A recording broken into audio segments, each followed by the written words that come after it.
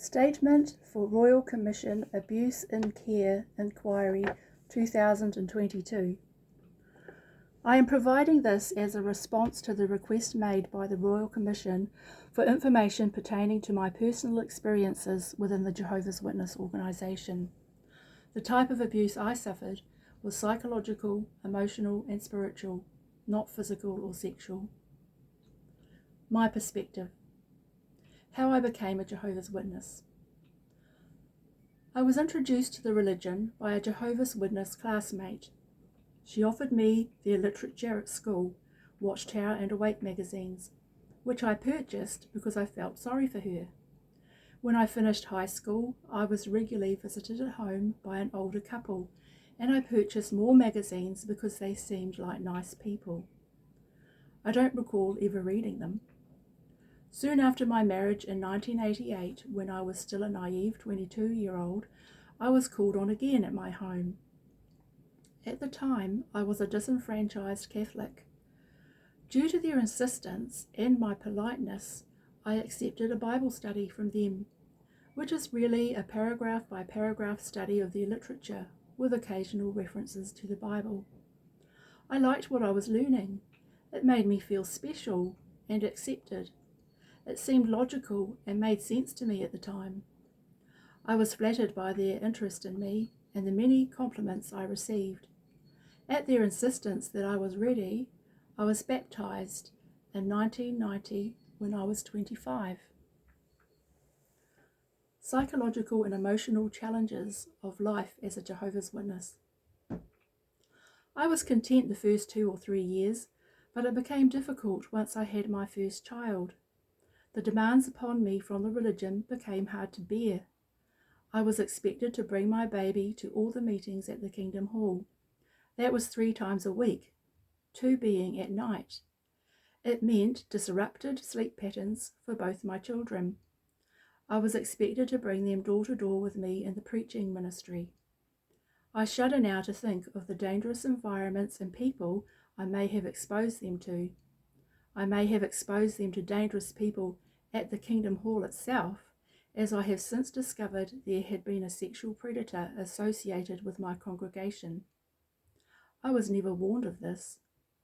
It never entered my mind that Jehovah would draw a wicked person into his organisation. Thus, I was overly trusting of everyone. The teachings created a false sense of security. We were also told that the elders were spiritual men appointed by the Holy Spirit. Therefore, they could be trusted implicitly. This meant I was probably not as guarded with my children as I should have been. For good reason, Jehovah's Witness congregations have been termed by some as a pedophile's paradise. Throughout the time my children were small, I persistently felt like I didn't measure up, like I was a failure. I remember returning home from one of the large gatherings in tears, simply because I hadn't brought my baby along.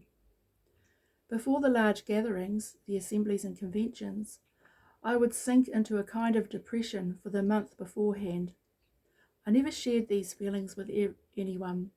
We were always reminded of how happy and grateful we should be for all of Jehovah's provisions.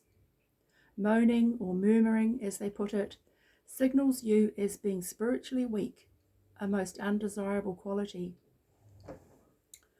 Life chugged along. I had my spiritual routine, that is, to attend meetings, participate in the ministry, study all my Watchtower magazines and other publications in preparation for meetings. The feeling of never being good enough never went away. You could never do enough for Jehovah.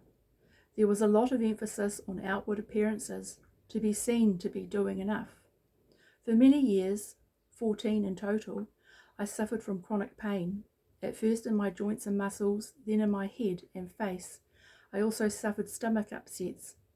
I knew a few other women who suffered similar maladies, who were on medications including antidepressants, and who were always seeking out alternative therapies. As much as I liked my fellow Jehovah's Witnesses, I always felt tension at the meetings. It was like we were all pretending to be model Jehovah's Witnesses, always conscious of how we appeared to be doing spiritually. There is a great deal of repression going on as a Jehovah's Witness. I am sure this contributed to my pain condition, for which I sought therapy at the pain clinic, and once I left the Jehovah's Witness organisation with the psychologist there, he recognised how I had been repressed and silenced for so long and supported my need to speak out. The worst challenges to me psychologically and emotionally came when I began to find faults with the teachings. As early as 2004, after extensive reading and research, I concluded that I couldn't agree with the official Jehovah's Witness stance on blood transfusions.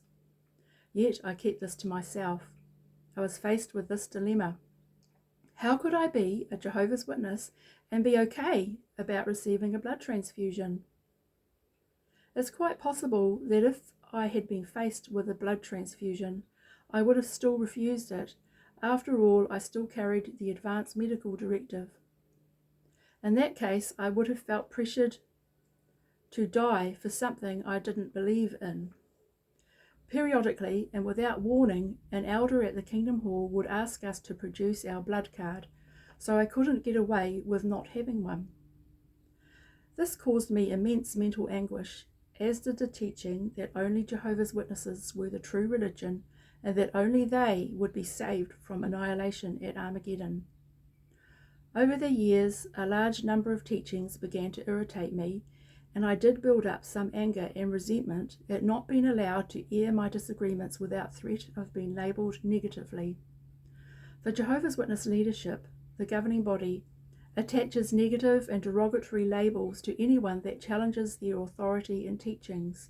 For example, they call them apostates, mentally diseased, predators, bitter, sour, disgruntled, proud, ungrateful, disloyal, and my favourite from the 2013 convention, Satan's helpers in his evil kitchen, cooking up wicked reasonings and seasoning their brew with poisonous lies. I kept a recording of that. There is such a power imbalance between the leadership and the average members. The leaders are allowed to change their minds, and they frequently do, introducing new light, whereas the members are not allowed to change their minds. They are discouraged from independent thinking, as that is a trait of the devil. This creates doubt in one's own thinking and reasoning capabilities, and if you think in disagreement with the governing body, you label yourself with the aforementioned labels. The doctrine behind this is that the governing body has been appointed by God himself, and he directs them through Jesus to provide spiritual food, which the members have no choice but to accept.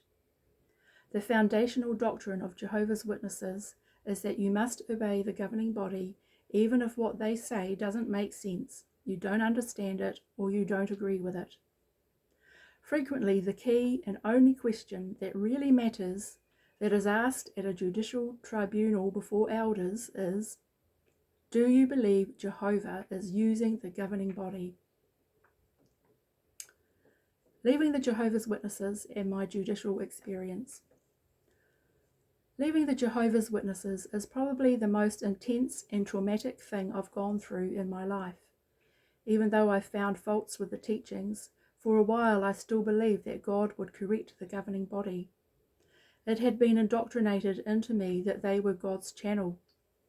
I can't overemphasize how indoctrinated Jehovah's Witnesses are. If someone had asked me, "Who are you?" my first answer would have been, "I'm one of Jehovah's Witnesses." That is who you are. It is your identity. Your life is being one of Jehovah's Witnesses.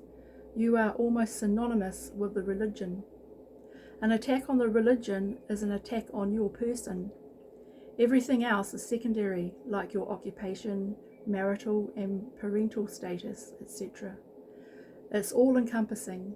So when you start to think, as I did, there's something wrong with my religion and the governing body, and that's a very hard thing to even allow yourself to think, your world is turned upside down, and your identity. I had moments where I felt I was going crazy. For the first year after that, I survived on adrenaline. with little sleep and with help from online ex-JW forums. What led to my judicial committee meeting that led to my expulsion in 2013? I had made a comment to a fellow Jehovah's Witness at a convention about us being hypocrites. She got very upset with me and reported me to an elder in the congregation. The instruction and the culture within the organisation is to report on one another. The elder came to visit me at home. I told him how I had lost confidence in the governing body and I couldn't see how that could be regained. He pleaded with me to allow him to return with another elder. I explained there was no point, but at his insistence I gave in. The two elders returned to see me on 2 occasions. In hindsight, I view these as investigative visits. There needed to be 2 witnesses to my apostate ideas to establish my guilt. During that visit, one of the elders asked me what I wanted to do going forward. I asked him what my options were. He said, "You can resign or get kicked out." I replied that I would not be resigning. After discussing my case with the body of elders, they invited me to a judicial committee meeting at the Kingdom Hall. This was held in a small private room at the back of the hall with 3 elders, men. Breaking with protocol, they invited my husband, who is not a Jehovah's Witness, to attend with me to pick up the pieces, in their words. They started the meeting by saying I had been invited there under very serious circumstances and that the accusation was apostasy. The meeting was strangely convivial and emotional at the same time. I was in tears when I explained to them how hurt I would be when their announcement to the congregation, my friends, would result in them shunning me and viewing me as mentally sick and deranged. The meeting concluded with confirmation of which meeting the announcement would be made at. Then one elder exited soon after because he had friends at his home in the hot tub waiting for him to watch the rugby. I found this heartless comment trivialised the whole process, a process that was going to end the friendships I'd built up over the past 25 years. Post-disfellowshipping and shunning. The first time I was shunned at the supermarket was unnerving. I had a pervasive feeling of being wicked and dirty. Intellectually, I knew I wasn't, but in my indoctrinated brain, I was. Perhaps the hardest thing to deal with emotionally is knowing that my former friends now look at me with fear and disgust. I am something dangerous to them. I had always been considered a particularly kind, discerning and trustworthy Jehovah's Witness sister, and sisters had confided in me and come to me for advice and support, but that changed overnight with the announcement. Losing my good reputation so unjustly was very hurtful and in part has fueled my activism. I will point out that my children left before and with me, so I was never shunned by them. I have been shunned for the last 9 years. I have had no visits, phone calls, texts or emails from any of them, not even the elders, in all that time.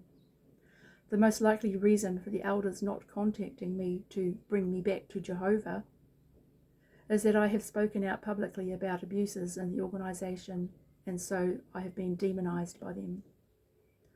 Although I do speak up, I still find the sight of the Jehovah's Witness literature carts triggering, especially when they are positioned exactly where I want to go. The heart rate increases and I feel agitated.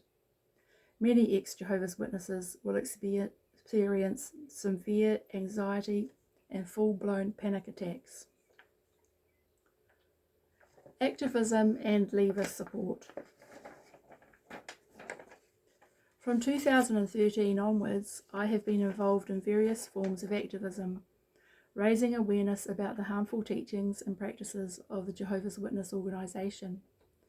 I think I redirected my anger and hurt into this, and I continue it for the sake of others who are going through or have gone through the same things or worse as me.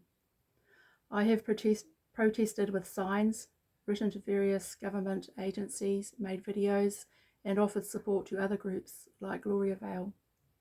In one way or another, it has consumed much of my time since I left. Some might say that that's unhealthy. I am active in the various ex-JW Facebook groups and forums, and subscribe to a number of ex-Jehovah's Witness YouTube channels. Not all of these are wholesome though. I think they do provide some camaraderie for ex-members and let them know they're not alone, that they're not the crazy one. None of these substitute for professional therapy though. I once wrote to the Minister of Justice about what I perceived to be discrimination of the Human Rights Act against people abused in a religious context. He wrote back saying, "It can be hard to leave your religion and go join an online support group." I found that to be somewhat trivializing and unhelpful. Human rights violations. My number one complaint about the Jehovah's Witness organisation is the human rights violations brought about by shunning. International human rights laws protect the right to family and private life without interference, and the right to adopt a new belief or non-belief without coercion. The Jehovah's Witness organisation both interferes and coerces. It is the hierarchy of the organisation that instructs members not to associate with or even talk to former members. It is not for Jehovah's Witnesses to decide for themselves who they will or won't associate with. That is interference. Also, the threat of being shunned is coercive in that it traps people in the religion even when they no longer believe in it. I spend a lot of time on the ex-Jehovah's Witness subreddit, which has over 70,000 members.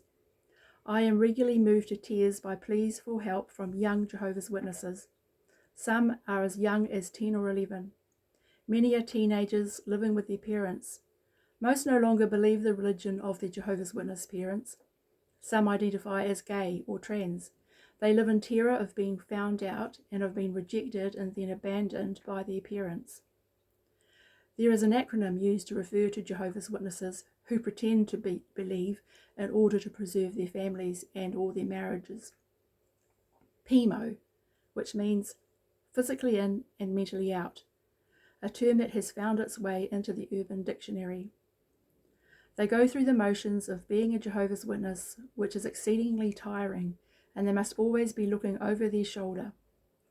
Some estimate that as many as half of all Jehovah's Witnesses fall into the PEMO or PEMQ, Q for questioning, categories. But we will never know. The threat of ostracism from loved ones keeps people from coming out. What I'd like to see changed. I would like to see the rights to family, private life and freedom of expression and belief applied to current and former members of the Jehovah's Witnesses. I want to see the Jehovah's Witness organisation be made to uphold human rights laws and be made accountable when they violate human rights. That would require the end of shunning that is mandated by the organisation. So much suffering would be alleviated by this one simple measure. Most activism against the religion would cease if they did this. The cynical side of me says, though, that the organisation would still find a workaround for shunning anyway. I want to see the Jehovah's Witness organisation make public and fully disclose with members and interested parties their entire policy on how elders handle child sexual abuse. Parents need to know in detail the exact processes that are used in order to best protect their own children. For example, it needs to be made perfectly clear to them that current policies may mean that an unreported child sexual abuser may be in their midst, in the Kingdom Hall, in their car groups for field service, and at any other Jehovah's Witness related activities. Such information and warnings were never provided to me when my children were young. I would also like elders to be made mandatory reporters. I hope this personal account of mine is helpful in understanding how the culture, policies and teachings of the Jehovah's Witness religion has caused harm.